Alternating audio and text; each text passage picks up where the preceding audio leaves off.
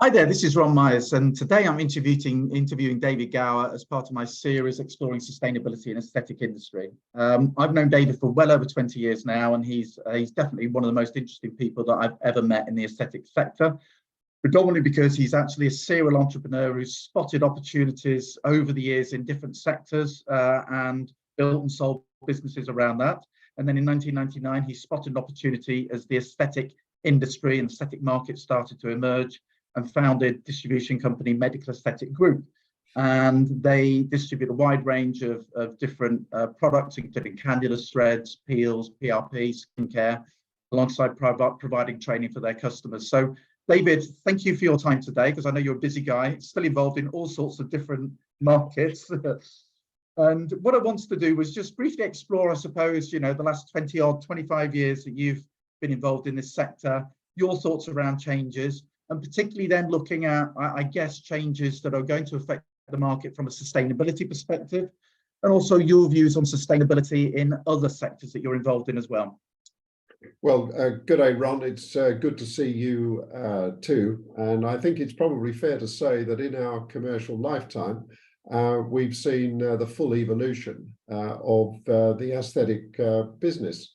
Yeah. You'll remember that when we had the first FACE conferences, we had trestle tables with a white tablecloth. We put our product out, we rolled up our shirt sleeves, took our ties off, and no one knew anything. We were all learning on the way.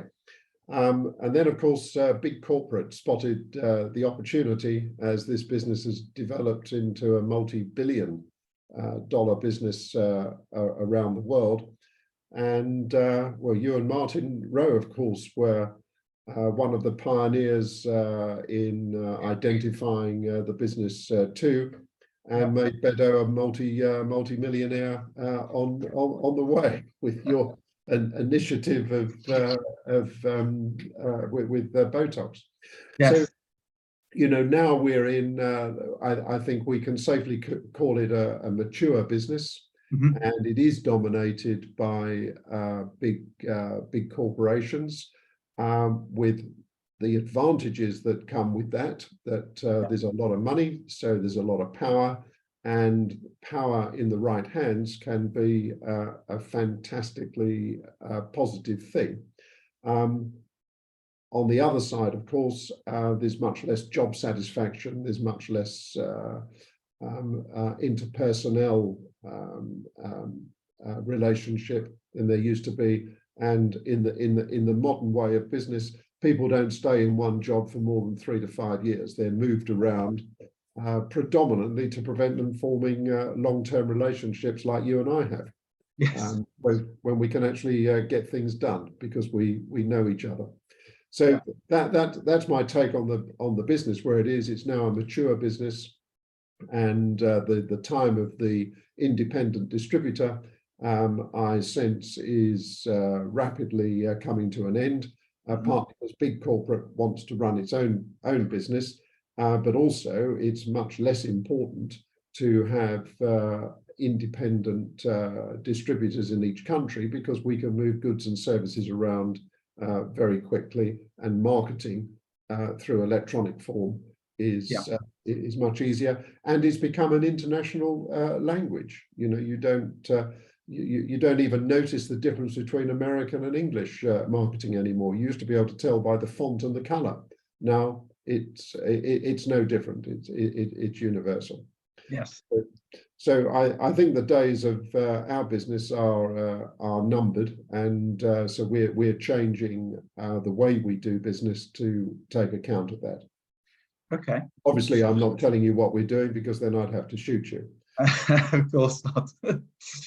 So yeah, I mean, I agree with you with everything you said there. I think it has, metamorphosized into a totally different feel and totally different market than it was 20 years ago, for sure.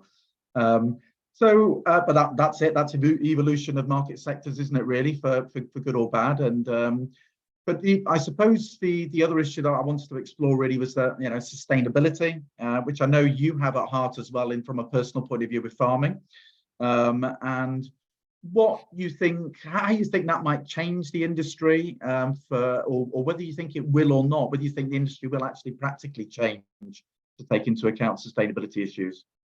Well, of course, it's something that we're all acutely aware of. I can remember back in the early 1970s when Prince Charles was talking to Flowers and telling us all that doom was around the corner unless we changed what we were doing. Yeah. And I'm sorry to say, people thought he was a loony. I beg to differ. I think he saw the future very, very clearly, and he was right. And as farmers, we farm just over 400 acres on the Kent-Sussex border. We are very, very acutely aware of the importance of sustainability. Just take this last, and biodiversity for that matter. I mean, just take this last 2 or 3 years. During this summer, it was very, very dry, and the grass would not grow. And we actually had to start feeding our winter silage, which we'd cut in the summer for the winter, to our cattle and sheep to sustain them. Conversely, we had a wet and warm autumn, and the grass was still growing in November. I've never seen it before. Once the air temperature is over 10 degrees Celsius, if you've got sunshine and water in the ground, the grass will grow. Yeah. So over a period of time, we've balanced out our grass and feed, but we have no idea before it arrives. So there's absolutely no question that the climate has changed, and it's added an extra dimension and an extra challenge to everything that we do. I've just come back from Holland, as you know, and I mean, they've been managing water for hundreds and hundreds of years. And they're very, very aware of climate changes and the effects that it has on everything that they do. So we're all very aware of it. What we can do about it is something else. I mean, my own opinion is, and some of this is based on fact and some of it is based on perception. Fact is that Great Britain produces less than 2% of the pollution in the world. So if we as a country completely eliminated all the pollution that we create, it isn't going to make any difference at all to the number of tsunamis and droughts and famines that we have around the world. That doesn't mean to say that we shouldn't do we shouldn't do anything at all. Of course, we must. So to answer your question, from our point of view, for several years, we've been reducing the amount of packaging that we use. We think very carefully about packaging. We're moving away from plastics. I'm also a yachtsman, as you may know, and I've seen the effect in the sea.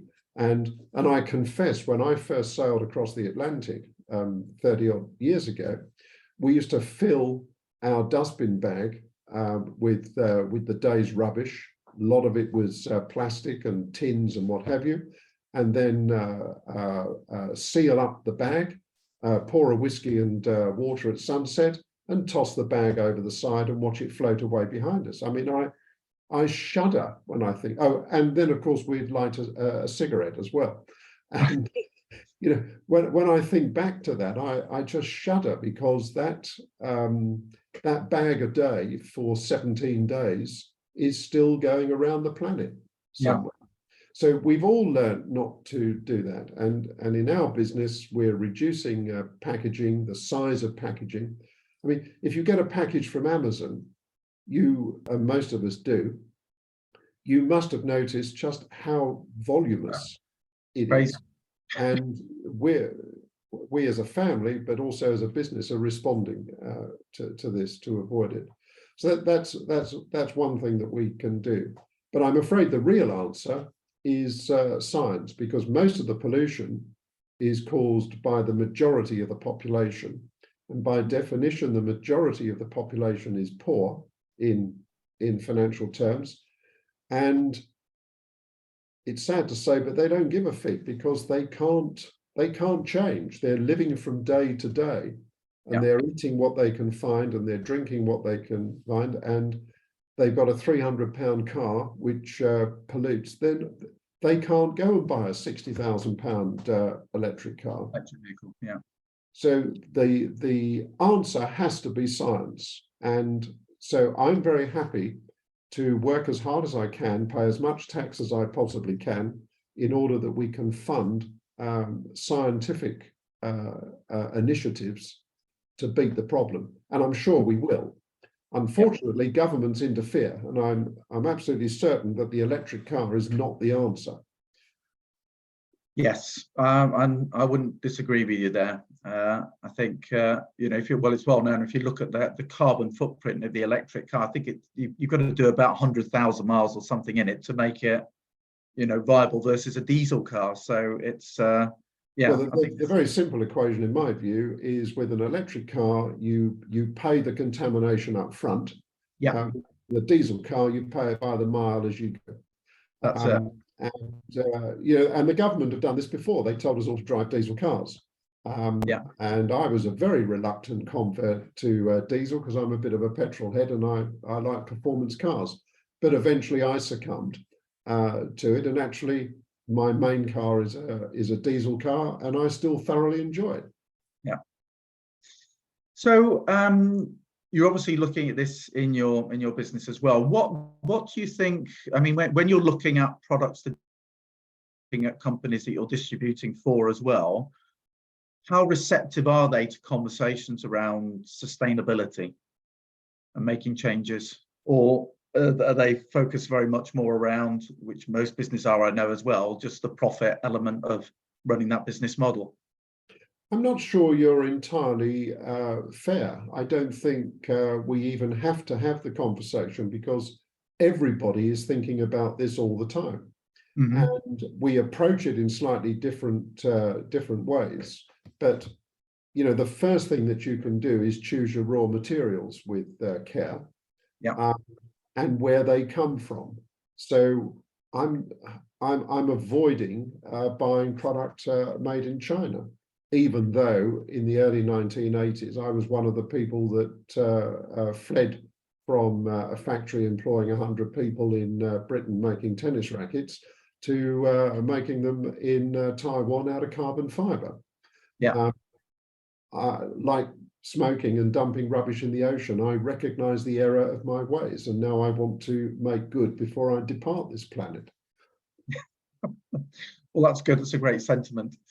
So yeah, I mean, what about the issue around kind of measurement of this, and particularly carbon footprint, or what's your views on carbon offsetting? Well, of course, I'm doing a hell of a lot of it. I've got 440 acres of carbon offset. And I mean, if we talk about farming, I probably not in my lifetime, but possibly in yours, and certainly in my children's lifetime, I suspect that we will not eat meat in the way that we do. Mm-hmm. And I'm not saying that's a positive thing, but I suspect there will be some sort of protein pill which we will take, or an artificial protein food. And some people will eat beef, which will be grown in Argentina or Brazil, and others will eat sheep, which will be grown in Australia and New Zealand. But Britain will become effectively a carbon offset station with quite a lot of solar panels and a lot of grass. Grass actually absorbs a lot more carbon than trees. And again, this is where government gets in the way. It gives us a message with such authority that we don't question it. Yeah. So I think we are questioning everything the government says more and more, but traditionally we don't. So government says drive a diesel car, is better for the environment and it's cheaper for you. Mm-hmm. Well, actually, no, it isn't. It's not very good for the environment, and it's no longer cheaper for me because to drive it into London, I've got to pay another 15 quid or whatever it is. And diesel is a 30p premium over petrol. Yeah. So that was wrong. And they're wrong with trees. We have more trees now than we had 200 years ago, but we've got a lot less grass. And that's what we need, is more grass.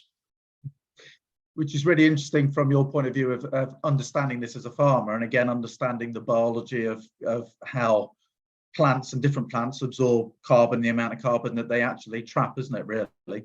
Yeah, and this is the other misinformation. You know, they say cows are bad because of the gases they give off when they fart. They're not bad here. They're bad, ironically, in Argentina and Brazil, because they're not supposed to have them. They've had to cut down the forest in order to graze them. Cattle have been here for thousands of years, and they're supposed to be here. And Britain looks like, and most of Europe looks like the way it does, because we graze sheep and cattle, and we're intelligent because we eat them. You know, people 300 years ago that had little access to meat weren't as bright as we are. Interesting views. So the thing around the carbon offset, because obviously this is actually being promoted to a lot of businesses now, you know, whether it's an aesthetic clinic or whatever you're doing, is that you should be looking at the carbon that you're producing, trying to minimize obviously the amount of carbon that you're actually releasing into the atmosphere for whatever reasons. But of course, for most businesses, they can't be carbon neutral through that route. So the idea is carbon offset. So what would your views be around where you would, if you were going to offset that and be carbon neutral or even carbon positive, which is what some businesses aim to be, how would you do it in your view, instead of like planting trees, which is often promoted? Well, we're doing it right now. We're meeting by the wonders of the worldwide internet. Whereas 3 years ago, you would have come over to me, or I would have come over to you, or we'd have met in London. I haven't been to the Marylebone Hotel, which is my London office, or was my London office for 15 years, for 3 years. I had a meeting a few weeks ago with a guy from Athens, a guy from New York, a guy in Cyprus, and I was here. And we openly discussed that 3 years ago, it would have cost one of us 6,000 quid, because we'd have been away for 2 days and we'd have met in Athens or New York or London, and the others had to travel. We did it with actually the other version, not the version that we're on. We did it with a video conference, and it's not quite the same as touching the flesh. It's not quite the same as sharing a latte, but it's much more effective than talking on the telephone. Yes, definitely.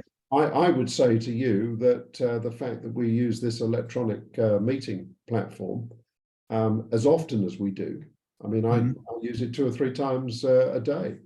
It is a very effective way of offsetting. And again, I reinforce the point that even if Britain was successful in reducing its outputs to 0, sadly, it's not going to make any difference. But I mean, scientific solutions will. I agree with you with this. I mean, you know, it's been a sea change in terms of how people have viewed meetings and the need to be in person versus, you know, using virtual media. What are your thoughts in terms of looking at that perspective from a distribution perspective, or looking at clinics who may demand someone to come and see them and do a product demonstration or business development or whatever? What are your views of that? Because obviously that's a huge cost. It's a cost to you as a business, but also a cost from an environmental perspective. We did it 5 or 6 years ago. We stopped having people visiting clinics. And there were 3 reasons for that. I mean, they spent most of their time going around the M25 in my car, talking to their mum on my phone. And in fact, and now you don't even go round and round the M25, you just go on it and stay there for the rest of the day. But seriously, the other thing is, in the early days, a clinic was very, very rarely booked 9 till 5. There were a number of voids during the day.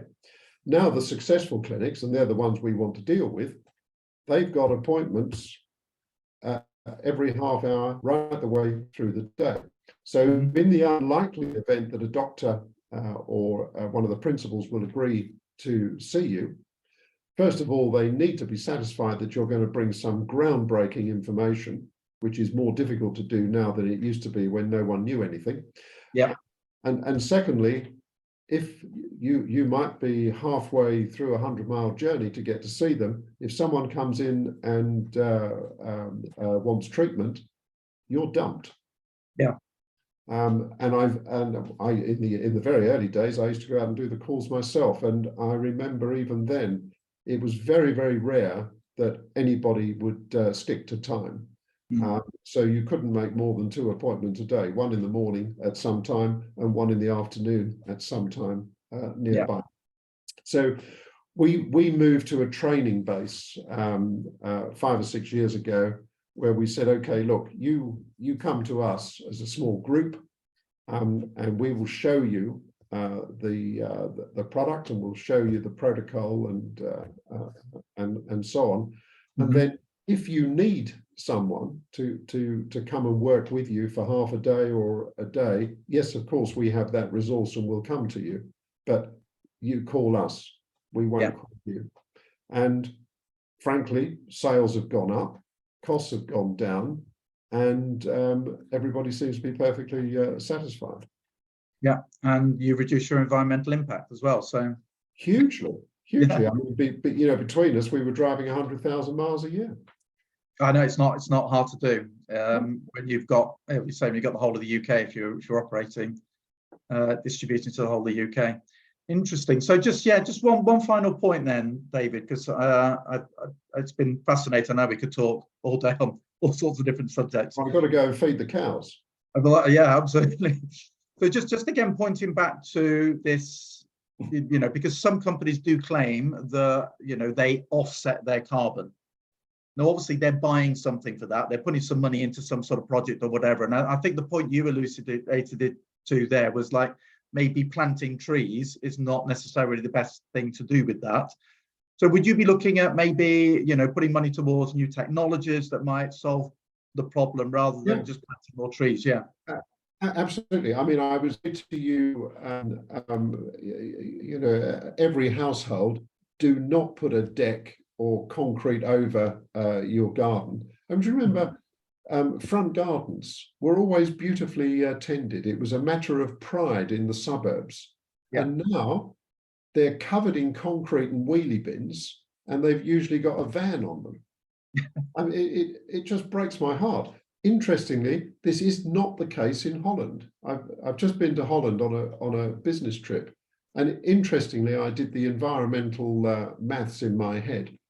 I could fly, I could go by train, or I could drive.